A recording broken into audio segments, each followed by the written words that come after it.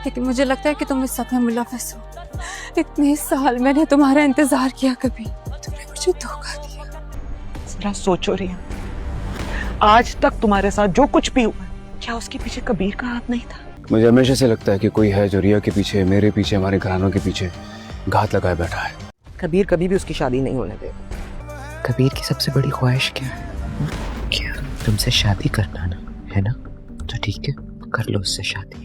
अगर मेरी आंखों में तुम्हें आज तक मोहब्बत ही नजर नहीं आई तो बदला ही ले रहा था यार, बदला ले रहा था तुमसे। तो अब इसका हल क्या है हमारे पास? ये काम अब रिया ही कर सकती है। इन सामने नहीं आता। अब अगर वो मौके की तलाश में घात लगाए बैठा है तो मैं भी उसका इंतजार करूंगा, छोड़ूंगा नहीं उसे। मुझे सच जानना है, अपनी आंखें खोल कर देखना चाहती हूँ कि आप सच्ची हैं या कबीर की मोहब्बत। तुम मेरे पास तभी आना जब शक दूर जाए। तुम क्यों पुरानी बातें छेड़ रही हो? मैं और तुम एक हो तो गए अब। ड्रामा सीरियल मन मस्त मलंग की आने वाली एपिसोड बहुत ज़्यादा ज़बरदस्त बनने वाली है। नेक्स्ट एपिसोड में आप देखने वाले हैं और अस्मा को इस बात का एहसास हो चुका है, कबीर खान को ऐसे नहीं हराया जा सकता। अगर कबीर को कोई हरा सकता है तो वो सिर्फ रिया ही है और कबीर कभी भी रिया की शादी भी नहीं होने देगा।